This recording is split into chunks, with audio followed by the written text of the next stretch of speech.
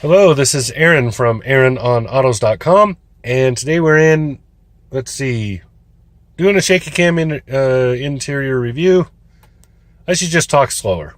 That's what I need to do. All right, so this is Aaron from AaronOnAutos.com in a 2018 Nissan Rogue. This is the new Rogue with a Pro Pilot system. That's what this is. So we're going to do our shaky cam interior, looking at the Rogue in general, but we've done these before. I believe we did a 2017 model. So this is basically unchanged from that, other than a couple of changes to infotainment and the addition of this as an option. You can get this package right here is the SV. You can go up to one more level after this, I believe. So anyway, pretty well done. I like the interior of the Rogue. I especially like this new saddle leather they're using. Really pretty. And then you'll see seat settings over here, window or mirrors there, windows down here, door locks and stuff up there. Over here is a whole bunch of stuff, so I'll move my hairy leg. Traction control there, park assist right there, rear hatch, fuel door, heated steering. I don't know why it's down there. I would rather have it up here somewhere on the wheel or whatever, but oh, there you go. Lock for the differential, sport mode, eco mode. Honestly, in the Rogue, there's not a whole ton of difference between those two. Sport mode does tend to push RPMs a little bit higher in the CVT, but not so much that you really notice much of a difference, honestly. And the hood latch is down there, and some hay and whatever on the floor right there from my shoes. All right. Looking at the steering wheel, this is where most of the differences are as far as what we're going to be looking at on the interior here.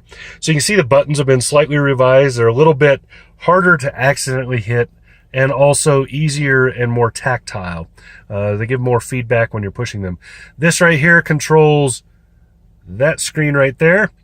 This is the volume level. This moves between tracks. Here's the back button. Over here is all of your cruise control stuff, plus your telematics and voice recognition. Voice recognition control in this is okay. It's not great. It's not terrible. It's pretty good. Cruise control. So this is adaptive cruise. You can see this is how you set the distance. This is your set and reset, cancel buttons. And then this button over here. This turns cruise control on and off. So it acts like that button. It also, when you hold it down, turns on the new Pro Pilot system. The new Pro Pilot system will hold the center of a lane for you when you're on the highway. So you have to be going over about, I think it's 45 miles an hour is your minimum. You set the cruise like you normally would, and then the Pro Pilot system will watch the lanes. So if I can get the screen to come up, on the sides, that's the lane indicator. So it'll watch those lanes plus whatever's in front of you, et cetera, et cetera. So you see this, it's not sensing any lanes, so there aren't any, but that's the distance setting. Distance, of course, is relative to speed.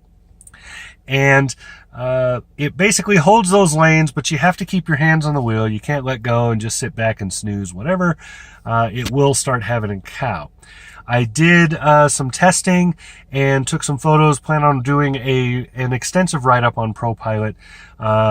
When the system senses that you're not touching the wheel, it beeps at you a lot. When it does beep at you a lot, then after a few more seconds, it beeps more and more and more, and then it starts pushing on the brakes, kind of a, hey, wake up, you bet, wake up, you SOB, kind of a thing.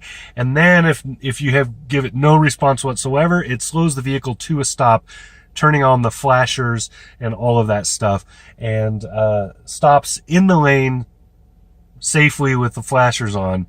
And that, if you have a heart attack or something, that'd be awesome. Way better than going off the side of the road, doing a couple barrel rolls and smashing into somebody's fence. So since we're looking at the instrument cluster, over here is the tachometer, over here is the speedometer, and then this, of course, is your driver information screen. So it has all of the info of what's going on, including, say, we can page through some of the menus. Here you can set some driver settings. Here's tire pressures. They're pretty low right now, actually. Chassis control, lots of stuff.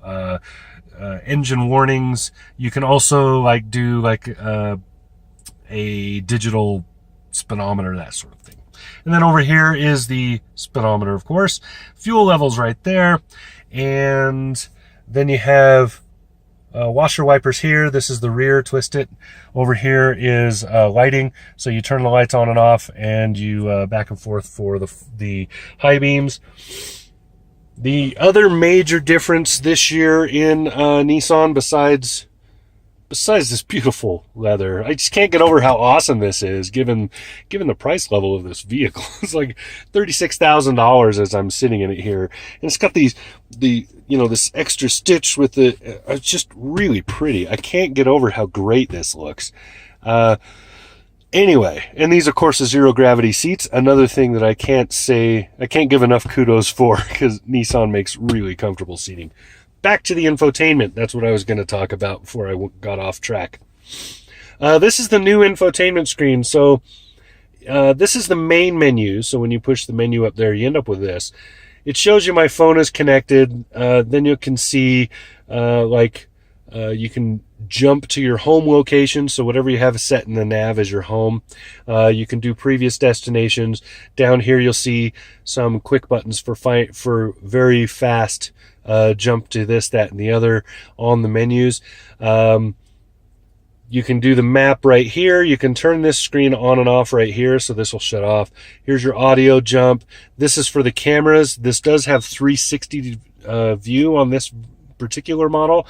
Nissan first came out with that several years ago. I've always liked it. It's really well done. I enjoy that a lot. Makes it very easy to get in and out of places. And then, of course, the front camera showing right now, there's a rear camera when you're backing up. So that's showing side. You can keep hitting those and go to different cameras. Track movement, backup, tuning, volume. And then down here is climate controls. So most of the usual. This is pretty straightforward. I don't think there's anything really specific to show you here. I do like that the front and the rear defrost are really prominent.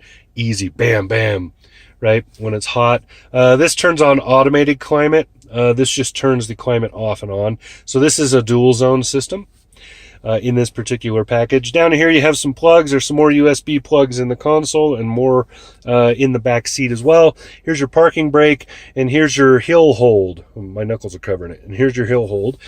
Shifter here. Down here you have your bun warmers and cup holders. Over here, just look at the leather.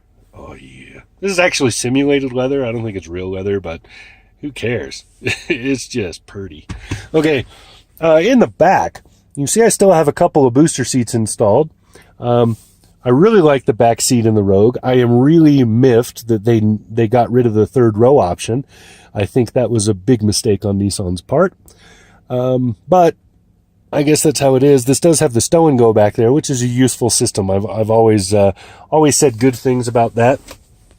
So I wish that I had the setup to set up a camera to show you ProPilot in action, but it's really not very safe for me to drive around holding a camera in one hand trying to do freeway speeds and have all of that. So it's just not going to happen. But all of that said, that's the big new thing this year is ProPilot here. The new infotainment, it's slightly upgraded. Really, they just kind of fixed the graphics a little bit, boosted them, added a couple of extra options, and that's about it. But it is prettier, and it does run a little faster than it did before. So that's the new 2018 Nissan Rogue with the ProPilot system. Again, I will be doing a very extensive write-up on ProPilot, explaining everything about it, how the radar works, all that good stuff. And that's about all I got to show you. I just wanted you to see the interior of the new Rogue, and let you know that ProPilot, this is the first vehicle Nissan's put it in. It's also in the Nissan Leaf now, and will be rolling out to other models quickly, I'm sure. But there you go. So that's it. this has been Aaron from AaronOnAutos.com in a 2018 Nissan Rogue. And that's all I got. Talk to you again soon.